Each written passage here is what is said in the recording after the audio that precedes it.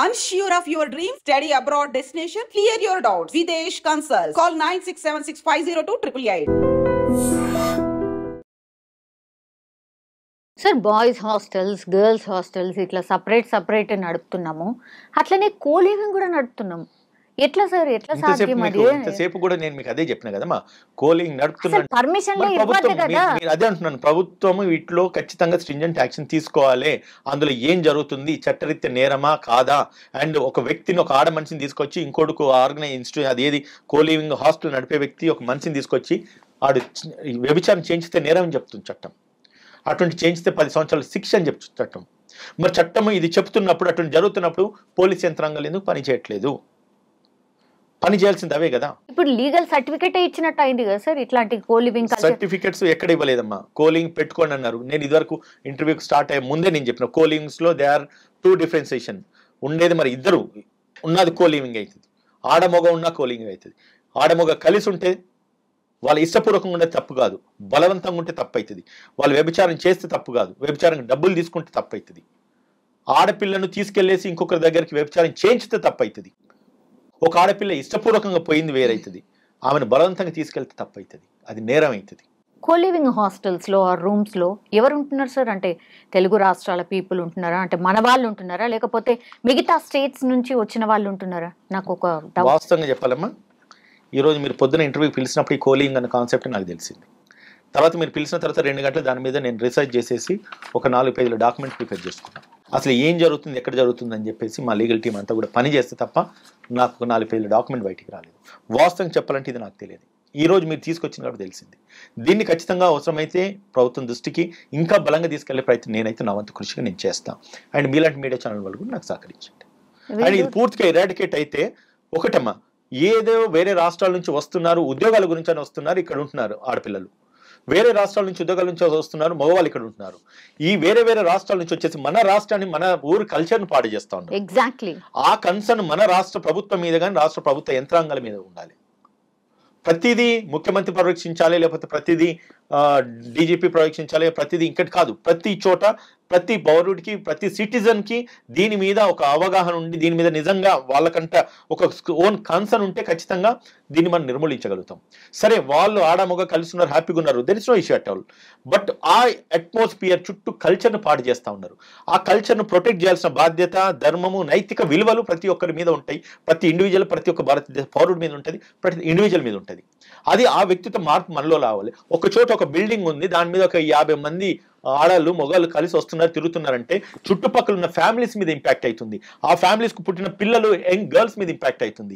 వీళ్ళు ఆడమొగ ఇద్దరు కలిసిపోయి ఏం చేస్తున్నారన్న ఆలోచన తలంపు వాళ్ళ మైండ్ను పొల్యూట్ చేస్తూ ఉన్నది. దీన్ని పూర్తిగా నిర్మూలించాల్సిన బాధ్యత ప్రభుత్వం మీద ఉన్నది. మనలాంటి బాధ్యత గల పౌరుల మీద ఉంటుంది. మనం చేయాల్సిన బాధ్యత పూర్తిగా సక్రమంగా నిర్వర్తించే చోట మనం నిర్వర్తించినప్పుడు, ఇటువంటి ప్రశ్నించే తత్వాలు బయటకు వచ్చినప్పుడు మనం నిజంగా తలెత్తుకొని గర్వంగా తిరగలుగుతాం. ఈ నేరాన్ని నిర్మూలించగలిగినామని. వాళ్ళకేం సంబంధం లేదమ్మా. కానీ వచ్చి ఆడవాళ్ళని ఈరోజు నేను వీడియోలో చూస్తే చాలా బాధ అనిపించింది నాకు. ఈ రూమ్కి పోతే ఇంత, ఆ రూమ్కి పోతే ఇంత, ఈ రూమ్కి పోతే నువ్వెవడిరా నిర్ధారించడానికి? ఒక మహిళ రేటు వీడు నిర్ధారిస్తున్నాడు. ఆ మహిళకి ఏ పరిస్థితిలో ఆమె అక్కడికి వచ్చిందో తెలియదు, బ్రతకలేని పరిస్థితి. అంటే ఈరోజు లేడీస్, అంటే ఆడలు బ్రతకాలంటే వేరే వేస్ ఉన్నాయి. మానన్నో లేకపోతే శరీరాన్ని అమ్ముకొని బ్రతకాల్సిన పరిస్థితి ఈరోజు వచ్చిందంటే ఇట్స్ ఆల్ మనలో ఉన్న అంటే డిఫెక్ట్సే కదా. ఆ ఫెసిలిటీ ఆ ప్రభుత్వం కల్పించలేకపోతుంది, వాళ్ళ జీవనోపాధి కల్పించలేకపోతుంది. పోనీ అది మన డిఫెక్టే కావచ్చు, వాళ్ళు ఇష్టపూర్వకంగా ఉన్నారు కావచ్చు, వాళ్ళు డబ్బులు చేసుకొని వాళ్ళ బ్రతుకు వాళ్ళ జీవనోపాధి గడుస్తుంది కావచ్చు. మనం క్వశ్చన్ చేయడానికి ఎటువంటి రైట్ మనకు లేదు. కానీ చేయించే వాళ్ళు చేయించుతున్నారు చూడండి, అది తప్పని నేనంట. దాని ద్వారా కల్చర్ పాడైపోతుంది, అది తప్పని నేనంట. ఆ కల్చర్ పాడైపోవడం వల్ల మన పిల్లలు, మన ఇంట్లో పిల్లలు, మన ఇంట్లో ఆడవాళ్ళు ఎఫెక్ట్ అవుతారు, లేకపోతే మన ఇంట్లో మగ పిల్లలు, లేకపోతే మన పుట్టిన పిల్లలు ఎఫెక్ట్ అవుతారు, అది తప్పని నేనంట. సో దీన్నన్నింటిని పూర్తిగా నిర్మూలించాలంటే ప్రతి చోట ఒక పోలీస్ స్టేషన్కి వెళ్తే ఒక సీఐ ఉంటాడు, 4 ఎస్ఐలు ఉంటారు, 10 మంది 20 మంది కానిస్టేబుల్ ఉంటారు. ఎంత లా అండ్ ఆర్డర్ను ప్రొటెక్ట్ చేయడానికి వాళ్ళు ఎంతగానో ఏం చేయగలుగుతారు, ఎంత పాసిబుల్, ఎంత ఇరాడికేట్ చేయగలుగుతారు. అంటే నేనేమంటున్నానంటే, మనము ఈరోజు సరే ఈ ఇంటర్వ్యూ 10 మంది చూస్తారు, 100-1000 మంది చూస్తారు, అది తెలియదు. కానీ చూసే ప్రతి వ్యక్తి ఇన్స్పైర్ కావాలి, వాళ్ళ చుట్టూ ఏం జరుగుతుందో వాళ్ళు గమనించాలి. అది తప్పంటే ఖచ్చితంగా ప్రశ్నించాలి, ప్రభుత్వం దృష్టికో పోలీస్ దృష్టికో తీసుకెళ్ళాలి. డైల్ 100 ఉన్నది, మీరు చేసినట్టు ఖచ్చితంగా రికార్డ్ అవుతుంది. వన్స్ ఒకసారి డైల్ 100 కొడితే పోలీసులు వచ్చేసి ఎక్కడ ఏ తప్పు జరిగినా కూడా వాళ్ళు ఖచ్చితంగా చర్య తీసుకుంటారు. వాళ్ళు తీసుకోకపోతే కోర్ట్స్ ఉన్నాయి, లేదంటే కనుక ప్రభుత్వం హైయర్ అఫీషియల్స్ ఉన్న వాళ్ళకి ఇన్ఫార్మ్ చేయాలి. ఇవన్నీ పోలీసులకు తెలిసి జరుగుతున్నాయి, తెలియక జరుగుతున్నాయి అని చెప్పేసి ఈ రోజు ఈ ప్లాట్ఫామ్లో నేను అనలేను. కానీ ఒకవేళ పోలీసులకు తెలిసి జరిగితే దాన్ని పూర్తిగా నిర్మూలించాల్సిన బాధ్యత పోలీసుల మీద ఉంటుంది. ఎన్ని ఉంటాయి మన సిటీలో, ఎన్ని ఉన్నాయి ఇప్పటికే? ఎన్ని ఉన్నాయంటే ఈ రోజు ఇది ఉన్నదని చెప్పి ఈ రోజే నాకు తెలిసింది అంటున్నాను. వాస్తవంగా హానెస్ట్గా చెప్తున్నాను. నేను తెలుసుకున్న తర్వాత నేను రీసెర్చ్ చేస్తే ఇన్ని విషయాలు బయటకు వచ్చినాయి. ఉద్యమం అన్నది మొదలన్నది 1 నుంచి కౌంట్ మొదలైతే 100 పోతుంది, 100 నుంచి లక్ష కోటి పోతుంది. Start with 1. ఏదో ఒక చోట ఒక స్టెప్ వేయండి. మీలాంటి ఛానల్స్ లేకపోతే ఇంకెవరన్నా అవి నిర్మూలించుతాయి. దాన్ని మన అట్లీస్ట్ మన చుట్టూ మన కల్చర్ని మనం కాపాడుకోగలుగుతాం, మన పిల్లల్ని మనం కాపాడుకోగలుగుతాం. ఇది బ్యాడ్ కల్చర్ అని చెప్పేసి మన పిల్లలకు మనం తెలియజేయగలుగుతాం. ఎక్కడి నుంచి ఏదో రాష్ట్రం నుంచి ఇక్కడికి వచ్చేసి ఈ రాష్ట్రాన్ని ఇంత పొల్యూట్ చేసి నాశనం పట్టిస్తున్నారు. మనం మౌనం వయసు నాకెందుకు అనుకుంటాం. నా ఇంటి ఫ్లాట్ పక్కోడికి నేను ఎవరో తెలియదు, ఇటు పక్కోడికి నేను ఎవరో తెలియదు. కానీ నా పిల్లలు వెళ్తే 10 మందితో వాళ్ళు కలుస్తూ ఉన్నారు. వాళ్ళు రేపు ఎటువంటి కల్చర్కి అలవాటు పడుతున్నారు మనకు తెలుస్తలేదు. అది రేపు డ్యామేజ్ అవుతుంది కదా. మన ఇంట్లో ఆడపిల్లున్నా మగపిల్లున్నా తప్పు చేసేది ఆడపిల్ల తప్పు చేసిన మగోడే కారణం అవుతుంది కదా. దానివల్ల ఇంపాక్ట్ కూడా రేపు ఈ పిల్లలకు కూడా పడుతుంది కదా. సో ఇవన్నిటిని కూడా ఎరాడికేట్ నిర్మూలించి చేయాలని అంటే ఎవరి సోషల్ రెస్పాన్సిబిలిటీ వాళ్ళకు ఉంటేనే ఇవన్నీ మనం తగ్గించగలుగుతాం. లేదు అంటే కనుక ఇంటర్వ్యూకి మాట్లాడుకున్నంతసేపు మాట్లాడుకుంటే దాని తర్వాత వ్యూస్ ఎంత వచ్చినా చూసుకోవడం ఊరుకోవడం. లాస్ట్లీ సార్, ఇండియన్ జ్యుడిషియరీ మన కల్చర్ ఏందో అంటే తెలుసు కదా సార్, అయినా సరే ఇట్లా ఎందుకు చెప్తుంది అంటే ఇది తప్పు కాదు అది తప్పు కాదు అని అట్లా చెప్పొచ్చా సార్? అందుకే కదా ఇట్లా డిఫరెంట్ గా ఇట్లా కొత్త ఇవి ట్రెండింగ్ కి పోతున్నాయి అని ఇట్లాంటివే వస్తాయి. మరి నో, ఫ్రీడమ్ అనేది constitutional right, freedom of living అంటారు. అది రాజ్యాంగంలో కల్పించింది వెసులుబాటు. సార్ యాజ్ ఏ అడ్వకేట్ కాకుండా యాజ్ ఏ హ్యూమన్ బీయింగ్ చెప్పండి సార్. హ్యూమన్ బీయింగ్ చెప్పాలంటే ఇదివరకు నేను చెప్పినండి హ్యూమన్ బీయింగ్ ఒక అంటే వ్యక్తిగానే నేను మాట్లాడినా, నేను అడ్వకేట్గా నేను మాట్లాడలేదు. అడ్వకేట్గా మాట్లాడాలంటే ఇటువంటి జరగాలని అనుకుంటా, కేసులు కావాలని అనుకుంటే కేసులు వచ్చి నా ఫీజులు వచ్చాయి అనుకుంటా. నేను అట్లా అనుకునే మాట్లాడలేదు. ఇంతసేపు మాట్లాడింది ఒక వ్యక్తిగా, ఒక సాధారణ పౌరుడిగా మాట్లాడినా. ఇప్పుడు కూడా అదే చెప్తున్నా. అక్కడ చట్టం ఏం చెప్పిందని చెప్తున్నా. లాయర్గా నేను మాట్లాడాలి కాబట్టి చెప్తున్నా. చట్టంలో ఉన్న వెసులుబాటుని దాన్ని ఒక అంటే వాడికోలేకంటే ఆసరగా తీసుకుంటున్నారు, అడ్వాంటేజ్ కింద తీసుకుంటున్నారు. దానివల్ల సిస్టమ్ కల్చర్ మొత్తం పాడైపోతుంది. అది మనకు ఇంపాక్ట్ ఖచ్చితంగా డైరెక్ట్లీ ఆర్ ఇండైరెక్ట్లీ మన మీద ఇంపాక్ట్ పడుతుంది. సో కాబట్టి నేనేమంటున్నానంటే మన స్టేట్ రెవెన్యూ, మన కంట్రీ రెవెన్యూ, మనం కడుతున్న ట్యాక్స్లు, మనం కడుతున్న ఈ యొక్క డబ్బు కూడా ఉచితాలకు దానికి దీనికని మనం ఇస్తున్నాం. కానీ ఇటువంటి నిఘా విభాగాలకు కానీ లేదంటే కనుక ఇటువంటి సోషల్ యాక్టివిస్టులను ప్రమోట్ చేసి పబ్లిక్లో ఒక అవేర్నెస్ తీసుకొచ్చి ఇవన్నీ నిర్మూలించాలి, ఎరాడికేట్ కావాలి అన్న ఒక సిస్టాన్ని జనరేట్ చేయడానికి మనము పూర్తి ఫుల్ ఫ్లెడ్జ్ అటెన్షన్ పెట్టట్లేదు. ఫుల్ ఫ్లెడ్జ్ ఫండ్స్ లేకపోతే ఎంకరేజ్మెంట్ ఇవ్వట్లేదు. వన్స్ ఒక్కసారి ఏదో జరిగింది, ఢిల్లీలో ఎవరు చనిపోయినంటే అప్పుడు ఇంటర్వ్యూకి వచ్చింది నేను మీ దగ్గరికి. సరే, అది శిక్ష పడింది, మీలాంటి వాళ్ళు మాలాంటి వాళ్ళు వాయిస్ రైజ్ చేస్తారు. దాని తర్వాత జరగకుండా ఏం చేయాలి అన్నది ఇవాళ చైల్డ్ వెల్ఫేర్ కమిషన్స్ ఉన్నాయి, ఉమెన్ కమిషన్స్ ఉన్నాయి, ఇప్పుడు పోలీసులో షీ టీమ్స్ అని ఉన్నాయి, సైబర్ క్రైమ్ నిర్మూలించడానికి సైబర్ క్రైమ్స్ ఉన్నాయి, లాస్ ఉన్నాయి. ఎంత మటుకు మనం పబ్లిక్లో తీసుకెళ్ళగలుగుతున్నాం చెప్పండి. ప్రభుత్వం దానికి ఒక డిపార్ట్మెంట్, ఒక యంత్రాంగం ఉన్నది, పని చేస్తుందన్న విషయం ఏ కామన్ మ్యాన్కి తెలియదు. ఒక మహిళకు అన్యాయం జరిగితే షీ టీమ్స్ అన్నది ఒకటి ఉన్నదని ఎక్కువ మంది తెలియదు. అది అడ్వర్టైజ్ కూడా మనం చేయలేని పరిస్థితిలో మనం ఉన్నాం. అవన్నీ కనుక మనం పబ్లిక్లోకి అవేర్నెస్ తీసుకెళ్ళగలిగితే ఖచ్చితంగా మనం ఒక ప్రాణాన్ని కాపాడినా, ఒక మానాన్ని కాపాడినా మన జీవితానికి అది అది అది ధన్యం అయిపోతుంది, చాలు కదా.